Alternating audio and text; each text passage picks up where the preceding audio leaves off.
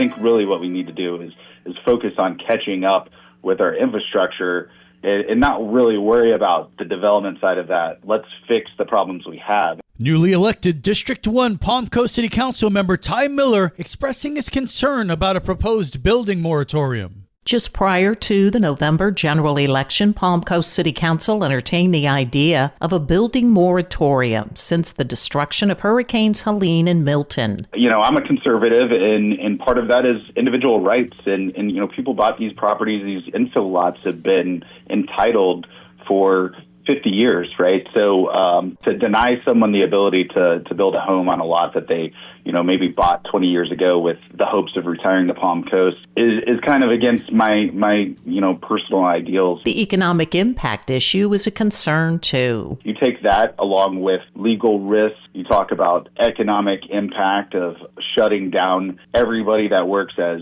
a tradesman in this town.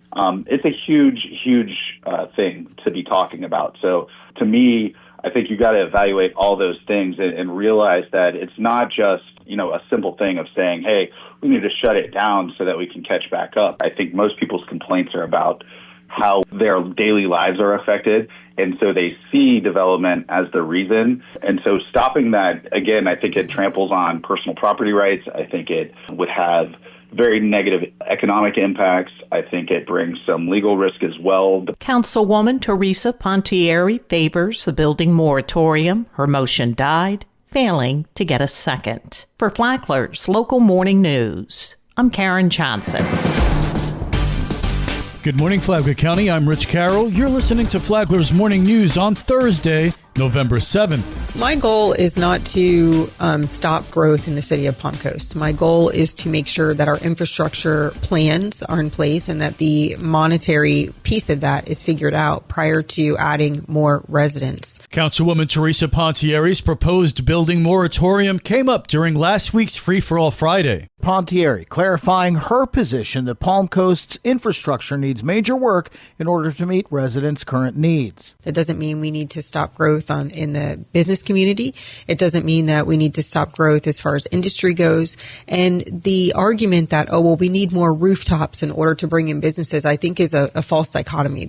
People are making it sound like it's a choice, and I don't believe in that. I think that if we have strong infrastructure, we have good schools, we have public safety, that will bring in businesses. And the fact of the matter is we have struggling infrastructure in this city. Pontieri says a pause in residential construction is needed to give the city time to invest in Palm Coast's aging infrastructure. When businesses are looking where to put their companies, where to bring their industry, where to bring their employees, they want to make sure that those streets are not flooding and that those schools are good and that the public safety is there. So until we get our house in order, I really think that a moratorium for a limited period of time and with, certain structures to it is healthy for a community when it's needed. And this is not unprecedented. This is happening all over the state. It has been for the last few years. So, we're not the only ones who are thinking about this. And I understand that it's not something that a lot of people want to talk about. But if you don't have a strong foundation, and I've said this countless times, if you don't have a strong foundation, what are you building on? And that's my concern. Tomorrow, Pontieri will talk more about her support for a moratorium on residential construction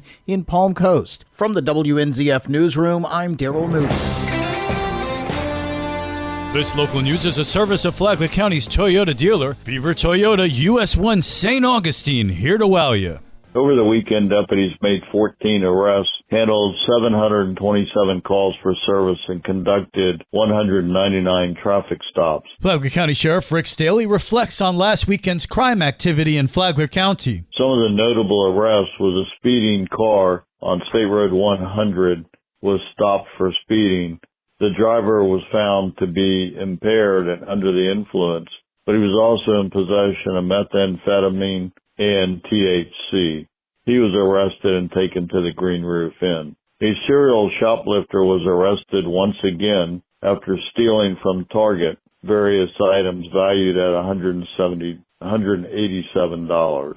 She had previously been arrested in 2008, 2012, 2013, and 2015 for shoplifting. Maybe she'll finally learn she can't steal from stores in Flagler County. If not, I hope she enjoys the Green Roof Inn. And now you're up to date on Flagler's Morning News. I'm Rich Carroll.